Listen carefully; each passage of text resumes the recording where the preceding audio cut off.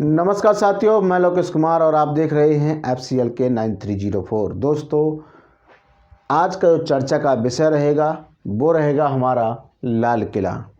लाल किला इसलिए रहेगा क्योंकि आप लोगों तक ये जानकारी पहुंचाना बहुत ज़रूरी है।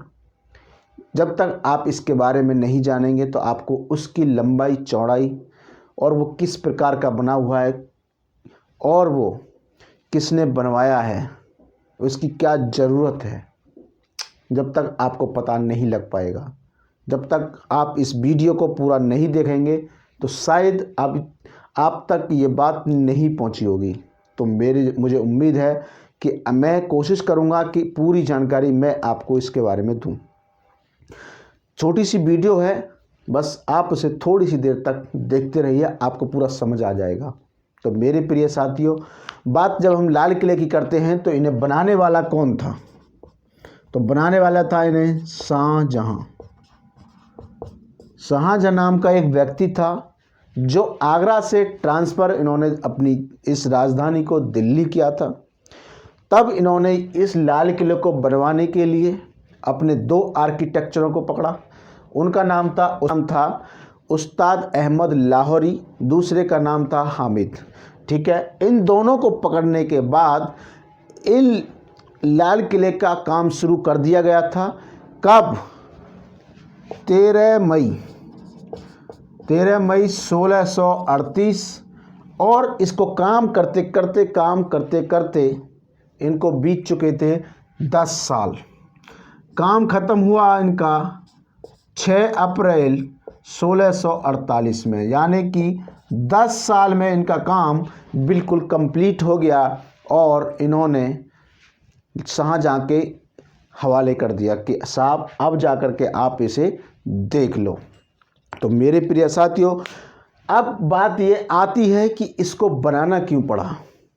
बनाना इसलिए पड़ा क्योंकि वहाँ का जो राजा था आगरा का, उन्होंने रिक्वेस्ट किया था कि हम दिल्ली से सब्र एरिया को कब्जा करना चाहते हैं, या फिर यूँ कहें कि अपने प्रदेशों की रक्षा करना चाहते हैं। तो अब हम यहाँ से उठ करके सीधे वहाँ दिल्ली में जाना चाहते हैं, इसलिए इसकी ज़रूरत पड़ी और लाल किला दिल्ली के अंदर बनाया गया।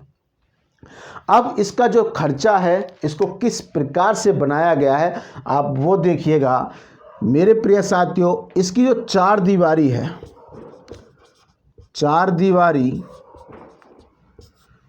दीवारी का मतलब होता है कि जिसका जो एरिया होता है वो कितना है, तो वो है आपका 2.41 किलोमीटर।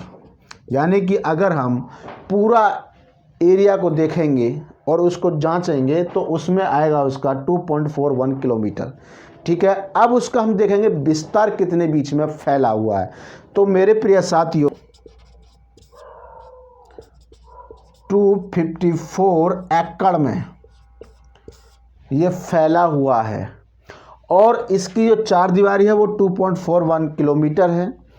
और इसका जो पूरा की पूरा, जिसे हम बोलते हैं कि जो ऊंचाई है, जो आपने दीवारें देखी होंगी, कभी आप लाल किले पर गए होंगे तो वहाँ आपने इस प्रकार से दीवारें भी देखी होंगी। तो वो जो दीवारें, यानी कि हम ऊंचाई, इसकी जो ऊंचाई है वो 35 मीटर है। उस हम बात कर लेते हैं कि इसको पूरा की पूरा बनाने में लगभग कितना खर्च आया होगा। तो मेरे प्रिय साथियों, मात्र और मात्र 1 करोड़, यानी कि 1 करोड़ रुपया इस टोटल को बनाने में पूरा खर्च हुआ था। अब इसकी कुछ खास बातें हैं जो इसे जानना बेहद ज़रूरी है। ठीक है, अब जानना बेहद ज़रूरी क्यों है? क्योंकि इसको शाहजहां जो था, शाहजहां मुगल साम्राज्य का 5वां वंश था, जो कि इन्होंने 13 मई 1638, 6 अप्रैल 1648 तक इस पर काम चलवाया और लगभग इसे 10 साल में ये कंप्लीट करवाया। शाहजहां मुगल साम्राज्य का 5वां व्यक्ति था और लास्ट जो था वो बहादुर शाह, बहादुर 1857 की क्रांति तक इस पर राज हुआ करता था। लेकिन जब 1857 की जो क्रांति हुई उसके बाद इसको बंदी बना लिया गया और इससे जो लाल किले में ये था वहाँ से इसको छीन लिया गया। उसके बाद आती है ब्रिटिश हुकूमत। ऐसा बताया जाता है कि ब्रिटिश हुकूमत ने ही यहाँ बैठ करके पूरे भारत को कब्जे पर ले रखा था। यहीं से भी, और जो आज देखे होंगे कि आज भी बहुत सारे अंग्रेज वहीं पर आते हैं, तो यहाँ से ये कब्जा किए थे। तो बताया जाता है कि जो लाल कलर का जो पत्थर है, जो लाल कलर जो करवाने का जो काम किया था वो ब्रिटिशों ने किया था, जबकि लाल किला लाल नहीं था, वो उसका पत्थर बिल्कुल सफ़ेद था। तो ब्रिटिशों ने क्यों करवाया? ब्रिटिशों ने इसलिए करवाया क्योंकि बताया जाता है कि वहाँ पर जो धब्बियाँ, जो जैसे सफ़ेद पत्थर पर धारी धारी से आ जाती हैं, ऐसे देखा होगा आपने, पत्थर खराब होने लग जाता है, उस पर बहुत सारे बैक्टीरिया बैठ करके हरा हरा सा नज़र आने लग जाता है। इसलिए अंग्रेज़ों ने उसको लाल करवा दिया ताकि उनकी भी एक पहचान बनी रहे। तो मेरे प्रिय साथियों, उसके बाद तुरंत जब ये अंग्रेज भारत को छोड़ करके गए, जब भारत देश आज़ाद हुआ 1947 में, जब भारत देश आज़ाद हुआ तो सबसे पहले इसी पर लाल किले पर जवाहरलाल नेहरू देश के प्रधानमंत्री हुआ करते थे। इन्होंने सबसे पहले इस लाल किले पर आज़ादी के बाद इस लाल किले पर अपना झंडा फहराया। जब से लेके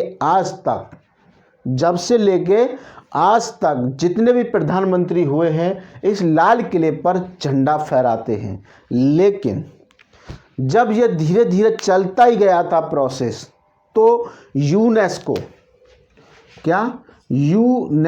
ने इसको मान्यता दे दी। 2007 में इसे विश्व धरोहर स्थल बना दिया गया, यानी कि पूरी दुनिया में इसको मशहूर कर दिया गया और इसको मान्यता दे दी विश्व धरोहर स्थल की। किसने? यूनेस्को ने। तो मेरे प्रिय साथियों, इसकी बहुत ज़्यादा रोचक कहानी है। ये कहानी आपको कैसी लगी और ये जानकारी आपके लिए बहुत ज़्यादा फ़ायदेमंद है। अगर ये जानकारी आपको अच्छी लगी तो अपने मित्रों तक इसे ज़रूर पहुंचाएं। मिलते हैं अपनी नेक्स्ट वीडियो में। जब तक के लिए नमस्कार।